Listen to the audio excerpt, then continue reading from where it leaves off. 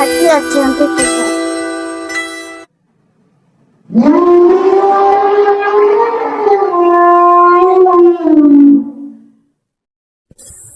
हाथी जो दरख्तों के दरमियान इधर उधर टहल रहा है, वो जानवरों पर जोर जोर से चिल्लाता, मैं सबसे बड़ा और ताकतवर हूँ, तुम सब मेरे सामने कुछ भी नहीं हो। और इस तरह तमाम जानवर खौफजदा होकर दूर हट जाते हैं, जो कि अपने दोस्तों के साथ बैठी हुई है। अंडू कहती है, हमें एली को उसका गरूर खत्म करने के लिए कुछ करना होगा, लेकिन वो तो बहुत बड़ा और ताकतवर है, हम उसका क्या बिगाड़ सकते हैं। अंडू बोली, ताकत और कर ही सब कुछ नहीं होता, हमें एक मंसूबा बनाना होगा। और इस तरह तमाम चूंटियां सर हिलाकर हामी भरती हैं। वो दरख्तों के पास खड़ा है, अंडू उसके पास आती है और कहती है, अंडू चूंटी जो के एली के पास आती है, हेलो एली, क्या आप मेरे साथ एक मुकाबले में हिस्सा लेंगे?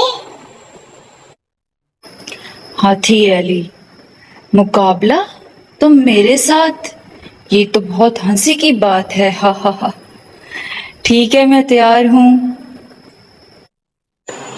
चींटी अंडू बोली, मुकाबला ये है कि दोनों को इस गड्ढे के पार जाना है। एली ने भारी कदम उठाकर गड्ढे की तरफ कदम रखे। हाथी एली बोला, ये तो बहुत आसान है। अरे ये क्या, मैं तो फंस गया हूँ।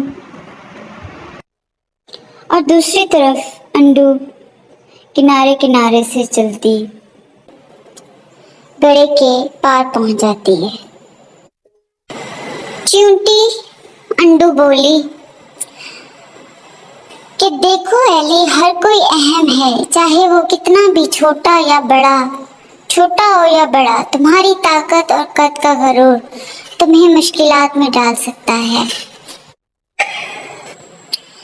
बाकी तमाम जानवर भी करीब आकर कहते हैं, हाँ एली, अंडू ने बिल्कुल ठीक कहा है, हमें एक दूसरे की मदद करनी चाहिए। मैं माजरत चाहता हूँ, मैंने सबके साथ बुरा रवैया अपनाया। मैं सीख गया हूँ कि हम सब बराबर हैं और एक दूसरे की मदद करनी चाहिए, हाथी एली बोला। तमाम जानवरों के साथ और अंडू के साथ दोस्ताना तरीके से रहना शुरू कर दिया। उस दिन से एली ने अपना रवैया बदल लिया और वो सब जानवरों के साथ दोस्ताना और मोहब्बत भरे तरीके से पेश आने लगा। और अंडू ने उसे सिखा दिया कि गरूर कभी भी कामयाबी की जमानत नहीं। और ये कहानी हमें सिखाती है कि हमें एक दूसरे की मदद करनी चाहिए और मिलजुल कर रहना चाहिए।